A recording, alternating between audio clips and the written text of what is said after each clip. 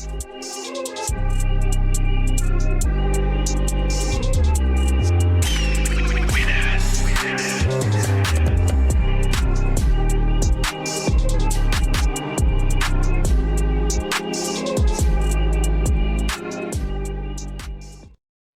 does anyone have any questions on what we worked on Tuesday?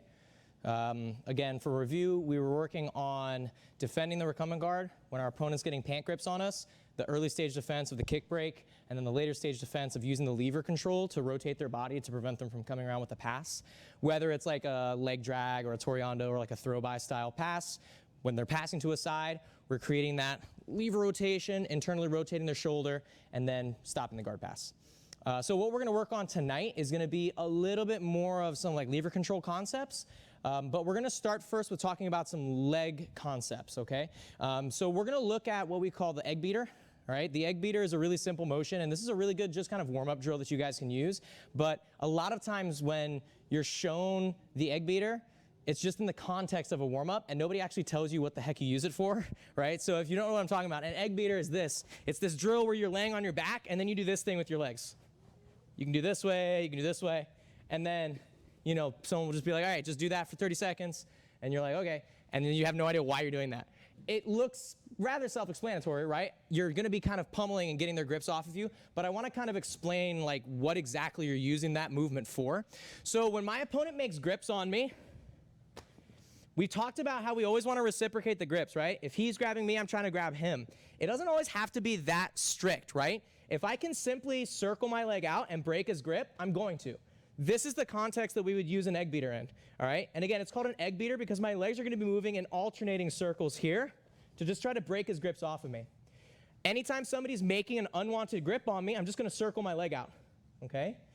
This is the type of movement that, while it's a really, really powerful guard retention movement, it's not really something that I want you guys to just spam when we do our drills at the end of class, right? It's really easy for me, or for you guys, for anyone, to, like, if let's say we're doing our guard retention drills, to just go this. He's never going to pass my guard, okay? And that's I guess theoretically true because their passing isn't really there and they don't really understand how to pass that type of situation. But that doesn't mean that that's something you should just spam. Okay, so what I want you guys to understand is this is something that you would use in like hard rolling and competition. When we're looking for technical improvement in class, I don't want you to necessarily use the egg beater ad nauseum to just try to always win the situational drills that we do. So again, I just want you guys to understand what you're using this for. Whenever somebody's making a grip on me, I'm just circling my legs away to not let them grab me, okay? I can go upwards, I can go downwards, it really doesn't matter. I'm just always trying to circle my legs away. What I don't want to do, though, is I never want to extend my legs forward. We've talked about this before on Tuesday, and I'll kind of reiterate it. And when I'm playing guard on my back, I'm always trying to maintain a knee-elbow connection. I'm trying to keep my knees and elbows as close to my body as possible because this is the space that he's trying to infiltrate with the leading edge of his body. So I'm always trying to keep my knees in. If I allow my knees to come away from my elbows, I'm opening up that gap for him. So if I'm doing egg beaters, they've got to be close to me, right? I'm keeping my knees close. I don't want to start to push him away and do this stuff because then again, he's just going to get inside that knee elbow space.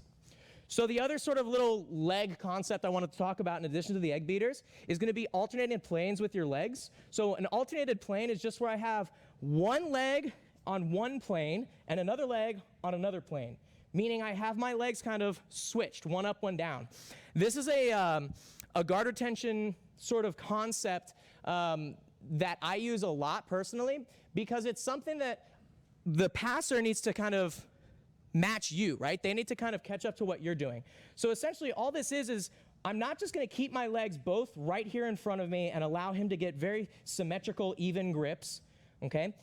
I'm often going to keep one foot back further than the other to make it so that he has to favor grabbing with one, and it allows this opposite leg to be much more mobile and able to pummel in and prevent him from grabbing. So I'm just keeping alternated planes with my legs. One leg is high, one leg is low. Additionally, this helps keep us safe from something called stacking. Stacking is where my opponent uses a C-grip to throw my legs over my head, which for any high-level jiu-jitsu person, it's not a problem, right? It's a very normal position that you'll end up in. It's called an inverted position.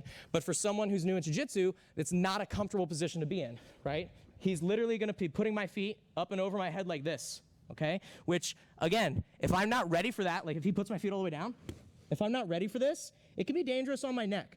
There's lots of guard retention movements we can talk about, right? We can talk about like back rolls and things like this. But notice here, if I have an alternated plane, when he tries to push my legs, he's going to try to push both my legs, I still have a frame on him that I can use to keep them off of me and prevent the stack, right? So even though he's trying to stack my legs above my head, I still have a frame on his hip. So it's still going to allow me to get back to a guard, okay? So again, from like a profile view here, I don't want necessarily my feet just perfectly symmetrical in front of me, okay? It's often easy for your opponent to stack you, all right? So I'm just going to be alternating the planes of my knees. Here, keeping one leg up, one leg down. Notice how I'm actually pulling my own knee to me, okay? If you have the flexibility for this, go ahead, right? This is just closing your knee elbow space, and it's just keeping that foot out of their reach, all right? Sometimes people who have really wiry, we call them Gumby guards, like to do this type of thing to just make it harder for your opponent to get grips on you. So this combined with the egg beater motion, you're really gonna have a decent understanding of denying grips from people. So I want you guys to just play around with these two things right now, using the egg beaters, and then keeping alternated planes with your legs just to deny your opponent from getting grips. So the actual drill is gonna look like this. I'm gonna put 1 minute on the clock, and for 1 minute, one person's gonna try to get grips on the other person's legs. And that's it, okay? And we're not death gripping, right? If you grab it, just move around a little bit. You're not trying to pass or anything like that. So now you're gonna use the egg beater, use some alternated planes with your legs to just deny them grips, okay? Any questions? All right, guys, so let's just give this a try, and then we'll talk about like our main thing for today, which is gonna be some more lever control details. Cool, 1, 2. All right, so does anyone have any questions on what we covered tonight with this first part of just using your legs? Pummeling would be the actual technical term of what you're trying to do, of just getting your legs into an inside position. We call it egg beaters, just as a shorthand. And then also kind of the concept of keeping alternated planes with your legs so that you always have a frame and you're kind of preventing stacking. All right, does anyone have any questions on this? So this isn't necessarily like a lesson, you know, in and of itself. This is just gonna kind of be like a little tangent. What I wanted to focus on tonight, though, is gonna be some more lever control concepts, specifically understanding how to use spider hooks and the lasso to prevent the guard pass. Okay, so let's go ahead and kind of pick up where we left off. So our opponent's controlling our legs. They're trying to pass our guard, all right? We're going to counter grip as well, like we did on Tuesday. So I'm gonna counter grip. I'm gonna get my hands on his sleeves. We've looked at, last time we did our guard retention module, we've looked at the spider hooks that we can use to help prevent the guard pass. And we're gonna use the spider hooks, but we're also gonna talk a little bit about the lasso today. So I have grips on my opponent's sleeves. My feet are gonna come to the inside position, meaning I'm getting my feet in between his arms. When my opponent starts to pass to one side of my body, I'm gonna get lever control by extending the leg of the side that he's on forward, creating some rotational control on the far corner of his body here. I'm keeping this sleeve grip with my right hand as I'm extending my right leg forward. We talked last time we did our spider hooks about using the hooks to switch from side to side, you know, talking about when they pummel their hand in, how we can rehook, always getting us back to that ankle control position. All right, if you guys don't remember that lesson, you can find it on our YouTube channel and all that sort of stuff. What we're gonna look at tonight, though, is gonna be understanding how to use a lasso.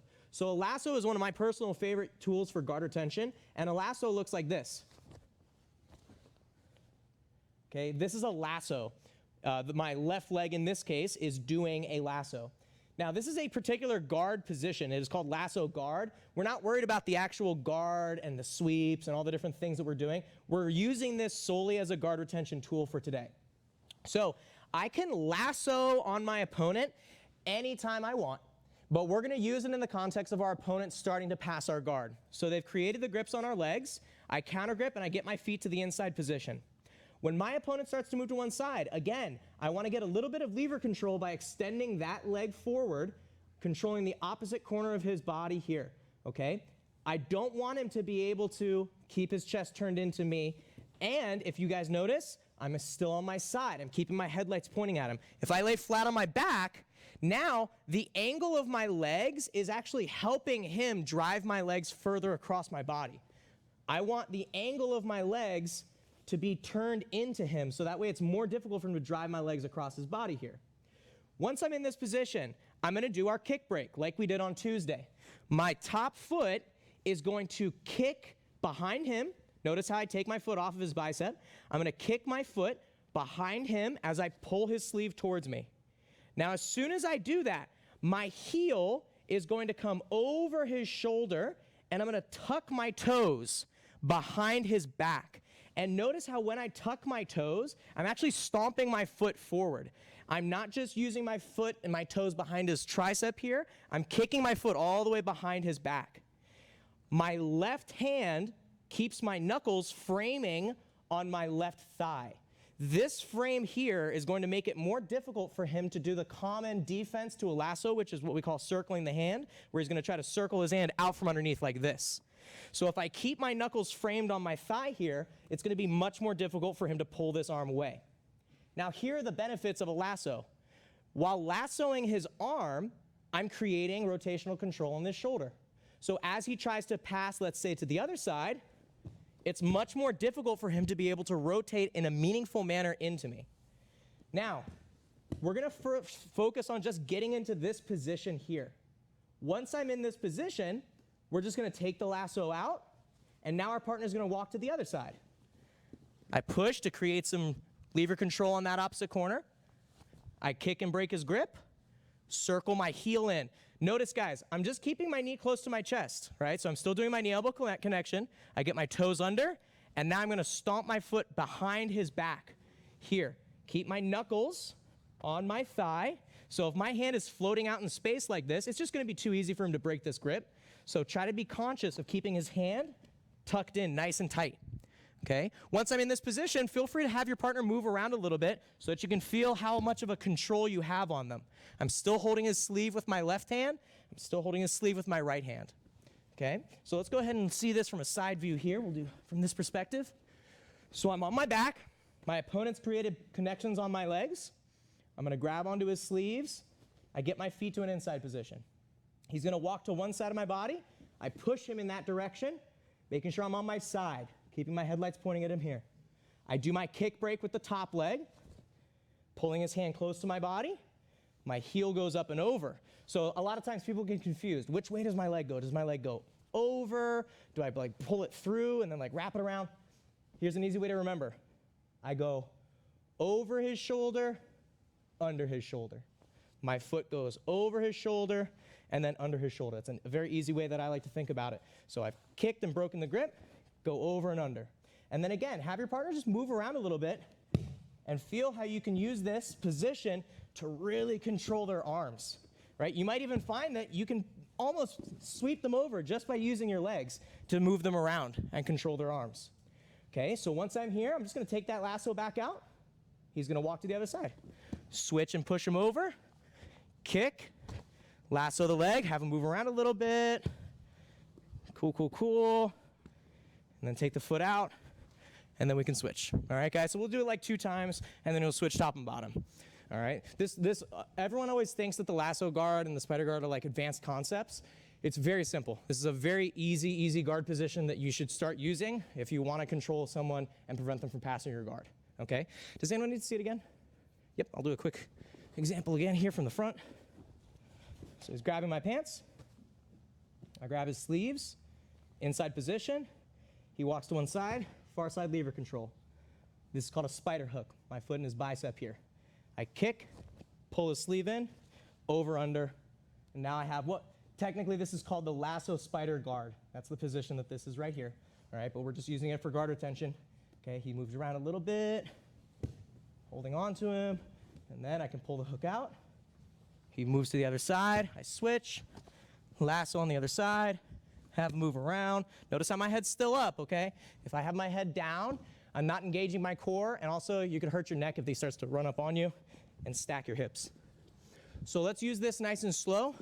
Focus on good positioning with the legs, good positioning with your hands, keeping the knuckles framing on your thigh. Okay, any questions? No, sir. Ready, 1, 2. Let's go. So any questions so far? Yes? I do, but it really, what do you do if they actually break their grip off when you're holding them and they break out of your... Then that means that your hand wasn't framing on your thigh, right? If my knuckles are on my thigh, they shouldn't just be able to pull their hand out very easily. The spider hook's not going to be quite as important, right? I don't actually need to keep this grip. Oftentimes, I'll just let go of it and hold the collar. My foot's just gonna kind of monkey paw and just control that arm as it moves around. Cool? Yeah, this is, when I'm in lasso, this is the important grip right here. Cool? So, any other questions? All right, so I'll show a couple of little things that I was noticing walking around of some common errors. So the first, guys, is, remember, we're just kind of using what we did last class. I'm using the kick break, okay? Because some of us were confusing, again, like I said, how to get the leg over. Some of us were going like under and then over. We were like taking our leg and like throwing it over and all these different things. So he's grabbing my pants. I counter grip. I get to the inside position. He goes to one side to prevent him from passing. Because remember, what's the leading edge of his body that he's going to use to cut through my knee-elbow connection? His shoulder. So as he drives that shoulder in, that's what he's going to use to pass. So that's the leading edge. So I'm trying to create rotational control over the leading edge of his body so he can't drive that shoulder into me. Now, I'm just doing our kick break like we did on Tuesday, guys. I stomp my foot forward. I can't bring my leg up, right? He's not going to allow me to do that. I'm just going to take my hook off. I'm going to stomp my foot and break his grip, just like we did on Tuesday with our kick break. And now the foot that's up in the air, completely unimpeded by his arm, is going to go over his shoulder, under his shoulder, and then I stomp my foot until my knuckles touch my thigh. Okay? Again, if my hip angle is pointing up at the sky, so let me try to do this like I was saying. If my hips are pointing up this way, look at how difficult it's going to be to get the lasso. And then you got to like shove your foot in there. That's because if my hips are pointing up, my leg has to travel so much further and it has to cross over and go past the point of my normal flexibility. So watch, if I keep my hip angle facing him, look at how much easier. My foot just slides right over. Okay? I don't have to get my leg all the way through and like grab my own foot and like put my foot in and things. Okay? I'm on my hip. Remember, my headlights are pointing at him. If I'm flat on my back, my headlights can be cosmetically pointing at him, but my posture is broken because my chest and knees are facing opposite directions. So it only cosmetically looks like my headlights are facing him. I need proper alignment when my headlights are facing him here, so I need to keep the knees facing him. Okay, so again, I do my kick break, pull his hand in, my headlights are facing him, now my foot goes over and then under his shoulder. Okay? Once I'm in this position, I have really strong control over both of his shoulders, both corners of his body. The question was, what if they break this grip?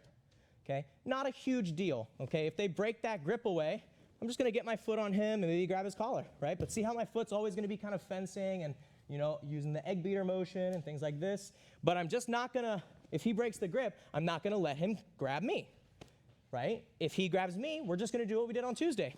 Kick break and come right back to where you started. So if they do break out of this position, like if he does pull his hand away, it's okay.